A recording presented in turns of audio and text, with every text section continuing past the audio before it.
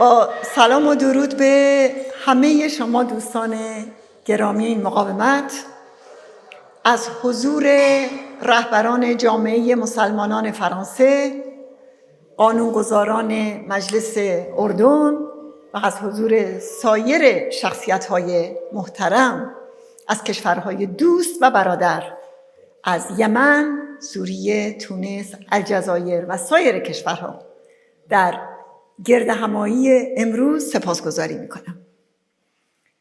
بگذارید که ابتدا یاد کنم از یار قدیمی مقاومت ایران، دکتر صالح قلاب، دوست و برادر ما که در 44 سال گذشته همواره با شجاعت در کنار این مقاومت بود. و همچنین درود میفرستیم به روح پرفتوح اسخفگایو، دوست و مدافع ثابت قدم مقاومت ایران در سخت‌ترین شرایط به مدت چند دهه و از مظاهر والای انسانیت که پیروان هر مذهبی اون رو هم مذهب خودشون میشمردند.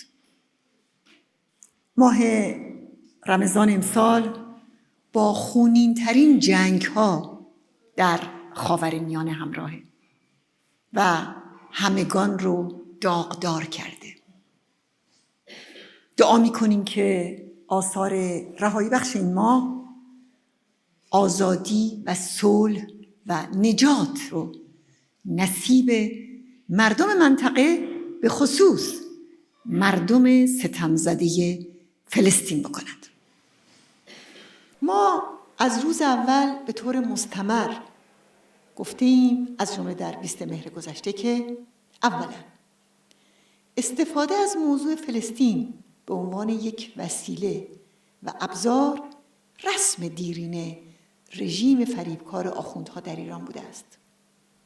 ثانیاً قابل قبول نیست که مردم بیگناه غزه قیمت محاصره و قطع آب و برق و سوخت و غذا و دارو را بدهند. این برخلاف قوانین بین المللی و انسان دوستانه است. ثالثاً هر کس صلح و ثبات و آرامش در این منطقه از جهان می‌خواهد، باید فاشیسم دینی حاکم در تهران را هدف قرار بدهد. مردم بیگناه در غزه و همچنین مردم بیگناه یهود چه تقصیری کرده اند؟ خط قرمزهای انسانی و بین المللی کجا رفته؟ آخر گرسنگی مردم بیگناه چرا؟ در چنین شرایطی است که ما فرارسیدن ماه رمضان، ماه تلاش برای ارتقاء ارزش‌های انسانی رو گرامی می‌داریم. ماه به یاد داشتن رنج مردم ستم دیده، اون هم در سراسر جهان. شهر رمضان الذی انزل فیه القرآن هدی للناس و بینات من الهدی و الفرقان. رمضان ماه فرستاده شدن قرآن است که هدایت کننده برای همه مردم است و بینات و نشانه های هدایت و تمیز حق و باطل را به ما می‌دهد. در ابتدای صحبتام بر حقایق تجربه شده در 4 دهه مبارزه علیه استبداد دینی حاکم بر ایران تاکید می‌کنم که هیچ حاکمیتی به اندازه رژیم ولایت فقیه در 45 سال گذشته باعث قتل و کشتار مسلمانان، چه شیعه و چه سنی، نبوده. هیچ حاکمیتی به اندازه این رژیم در میان مسلمانان جنگ افروزی نکرده و تفرقه نینداخته. اسلام مورد ادعای این رژیم که جنایت‌ها و تبهکاری‌های خودش رو به اون توجیه میکنه شرک و ارتجاع محض است و هیچ ربطی به اسلام ندارد و بر ضد آیین پاک محمدی است.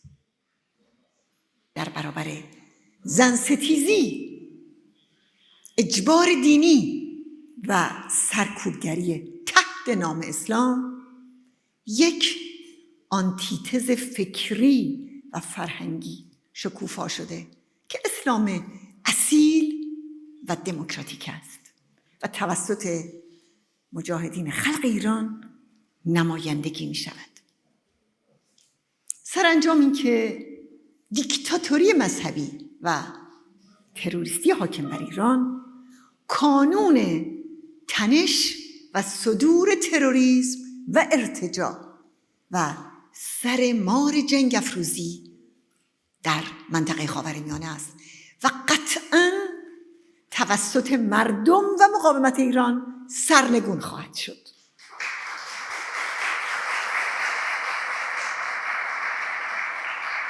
دوستان گرامی، میخوام در اینجا به مناسبت حضور مهمانان گرامی از مجلس کشور برادرمون اردن، از اکثریت اعضای این مجلس به خاطر صدور بیانیه‌ای در حمایت از مقاومت ایران و خواست مردم ایران برای برقراری یک جمهوری دموکراتیک تشکر کنم.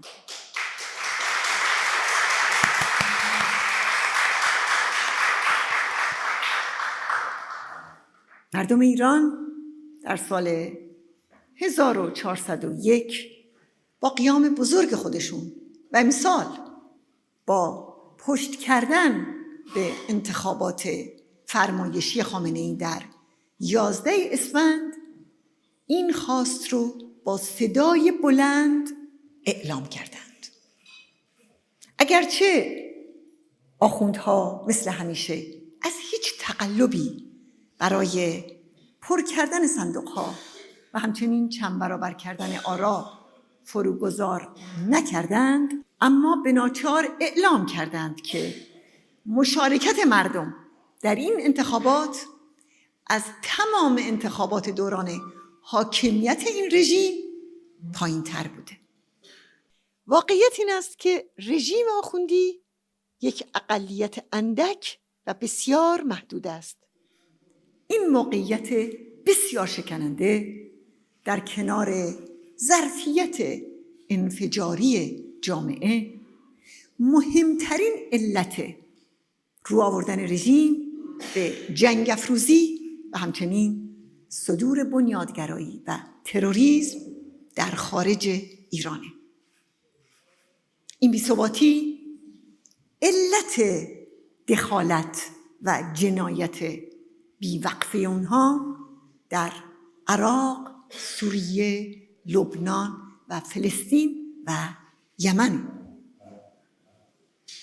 خمینی و خامنه‌ای و نظام ولایت فقیه از روز اول بیشترین سوء استفاده رو از آرمان فلسطین و کثیف‌ترین تجارت‌ها رو با رنج و خون مردم فلسطین کردند و امروز نیز از کشتار بیگناهان بیشترین بهره برداری رو برای دور کردن توجهات از بحران‌های عمیق داخلی و همچنین ممانعت از قیام به عمل میارن. در ملاقاتی که من در سال 1375 با یاسر عرفات فقید داشتم، اون گفت آخوندهایی که انقلاب ایران رو به سرقت بردند از همون روز اول جدیترین عامل علیه مردم فلسطین شدند. بله، سیاست صدور به اصطلاح انقلاب از روز اول تأسیس این رژیم پایه‌گذاری شده و در قانون اساسی ولایت فقیه در اصل 11 و همچنین 154 مدون شده. میدونید که جنگ 8 ساله با عراق کمتر از 20 ماه بعد از شروع حاکمیت آخوندها شعله‌ور شد.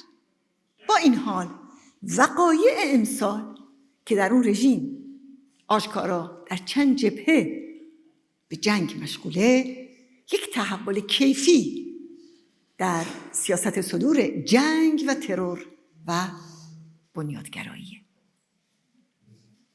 مسعود از همون سالهای آغازین بر این حقیقت تأکید می‌کرد و در بهمن سال 1363 گفت: صلح و زندگی در گرو کوبیدن سر مار ولایت و فاشیسم دینی در تهران است.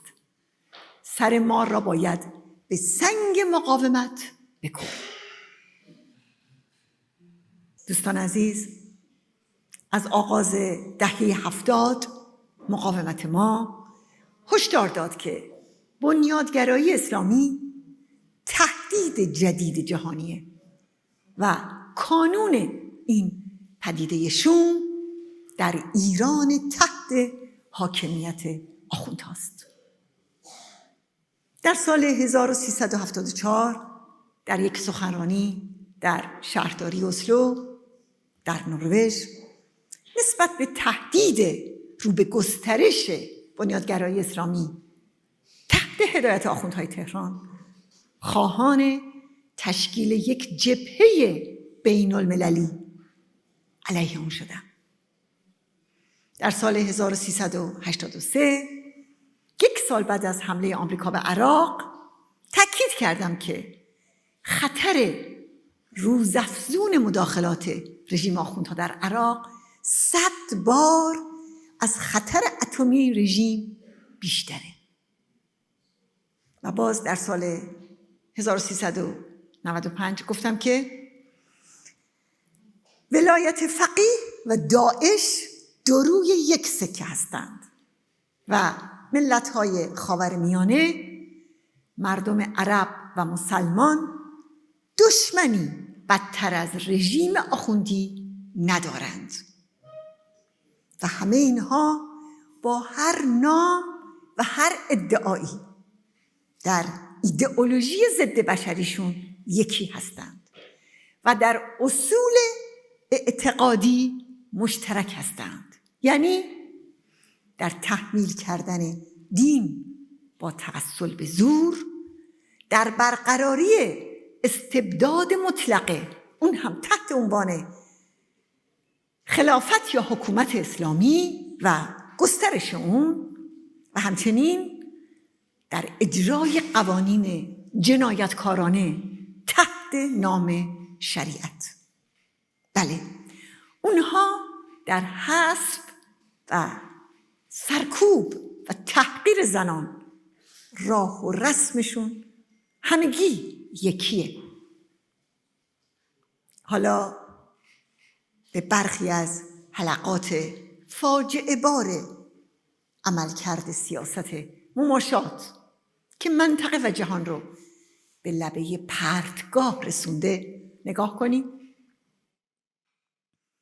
باز کردن دروازه‌های عراق به روی نیروی تروریستی قدس که باعث اشغال پنهان این کشور توسط رژیم آخوندی شد.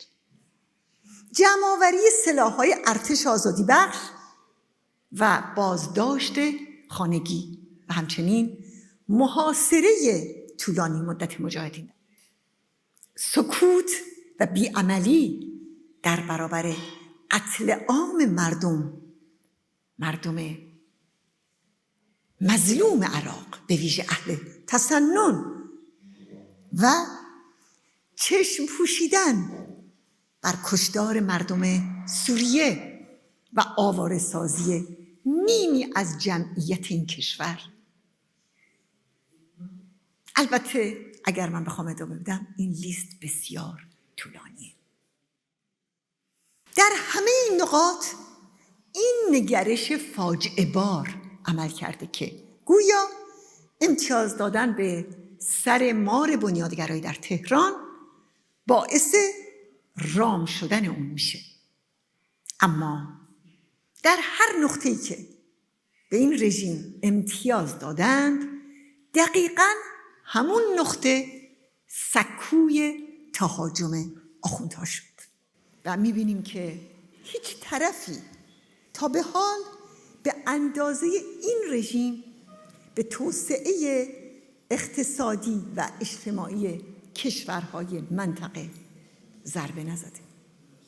از فرو بردن یمن در یک جنگ مصیبت‌بار تا پروژه بزرگ سپاه پاسداران برای صدور مواد مخدر به اردن و سایر کشورهای منطقه. دوستان گرامی، حقیقت اینه که در مقابل اسلام ارتجاعی آخوندها یک آنتیتز وجود داره. مجاهدین با دفاع از اسلام اصیل و دموکراتیک یک آنتیتز ایدئولوژیک و مؤثر علیه این رژیم رو پرچمداری می‌کنند. رو در روی اسلام مجاهدین با ارتجاع دینی به سردمداری خمینی و بعد خامنه‌ای از آغاز یکی بر سر آزادی بوده و هست و دیگری بر سر جایگاه زنان و همچنین حقوق ملیت‌ها. همون موضوعاتی که امروز کانون دعوا بین مردم و رژیم آخوندهاست. از شروع حاکمیت خمینی، مجاهدین برای ورود نسل بیشماری از زنان و دختران آگاه و پیشتاز به میدان فعالیت و پیکار علیه استبداد دینی راه گشودند.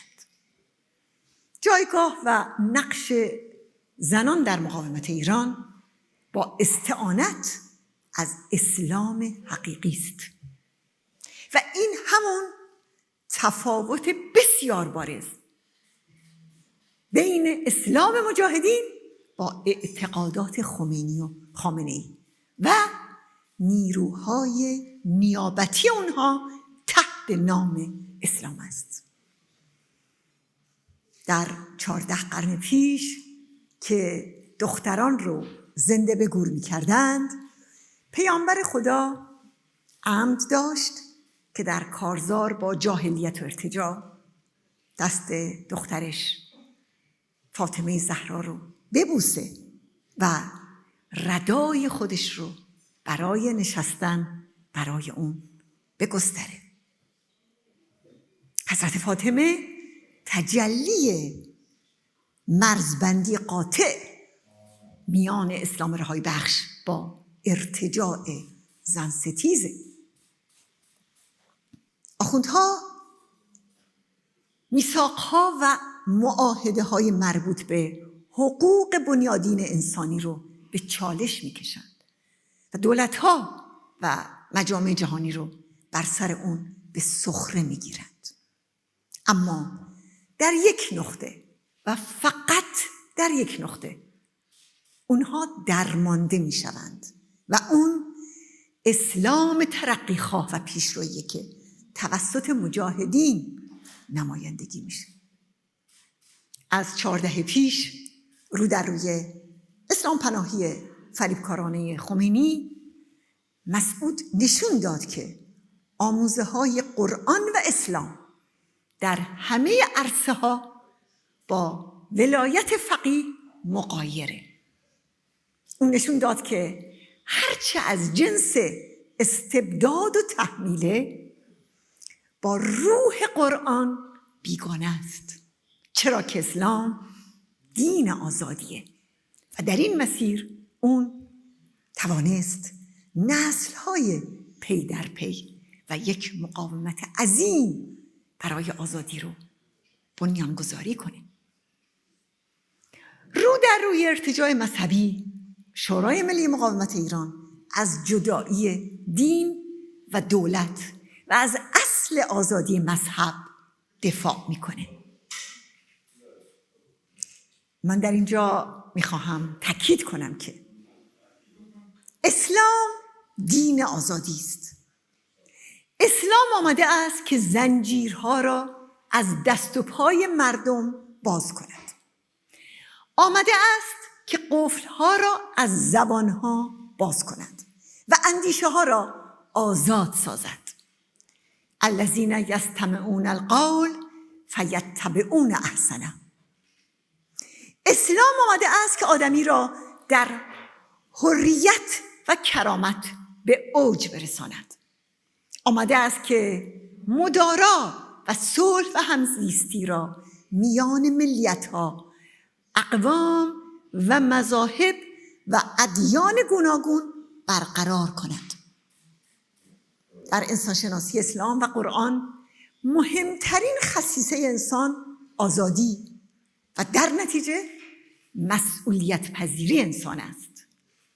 قرآن انسان را آزاد و بر سرنوشت خود مسلط می‌داند. بر این اساس دو اسلام سراپا متضاد رو در روی هم قرار می‌گیرند. اسلام آزادی در برابر دین اجبار و تهدید. راستی که این دین حنیف کجا و افراطیگری و آیین خشونت و ترور اون هم تحت نام اسلام کجا؟ وای بر آخوندهای حاکم بر ایران که از هیچ جنایتی در حق زنان و مردان این سرزمین فروگذار نکرده اند. اونها که دست جوانان محروم و گرسنه رو به خاطر سرقت قطع نانی قطع می کنند، اما هم دستان خود رو در چپاول عظیم ثروت مردم ایران آزاد گذاشتند. روح اسلام از این شرعیات قدرت پرستانه بیزار است. به نام یک زن مسلمان و همصدا با همه آنها که از پیام حقیقی اسلام یعنی رحمت و آزادی دفاع می کنند اعلام می کنم از نظر ما هر چیزی که بر اجبار و اکراه و تحمیل بنا شده باشد اسلام نیست.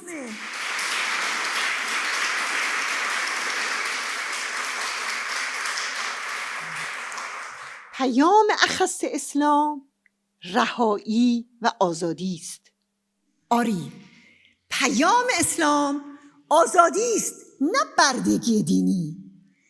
پیام اسلام آزادی است، نه بردگی جنسی. و پیام اسلام آزادی است، نه فاشیسم و دیکتاتوری و جنگ افروزی.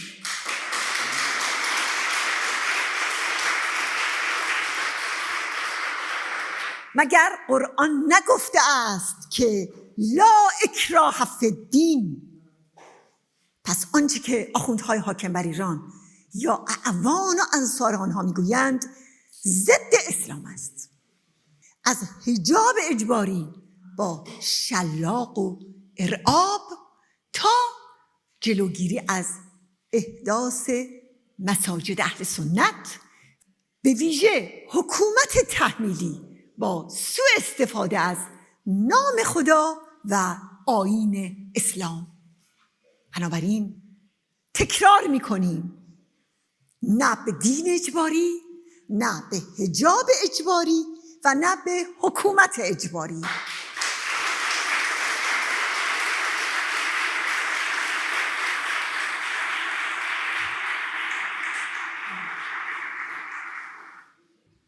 دوستان گرامی، بر همین اساس همه جهان را فرا می‌خوانم که برای مقابله با خطر تروریسم و جنگ افروزی این رژیم، مبارزه مردم ایران برای سرنگونی و نبرد کانون‌های شورشی با سپاه پاسداران را به رسمیت بشناسند.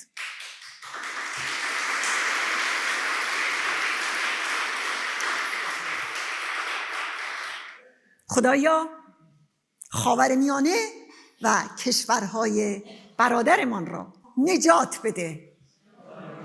خدایا قیام آفرینان و پیشتازان مردم ایران و فرزندان دلیرشان در کانونهای شورشی را برای سرنگونی استبداد مذهبی یاری کن. ربنا اغفر لنا ذنوبنا و اسرافنا فی امرنا و ثبت اقدامنا و انصرنا علی القوم الکافرین. با تشکر از همه شما. قبول باشه.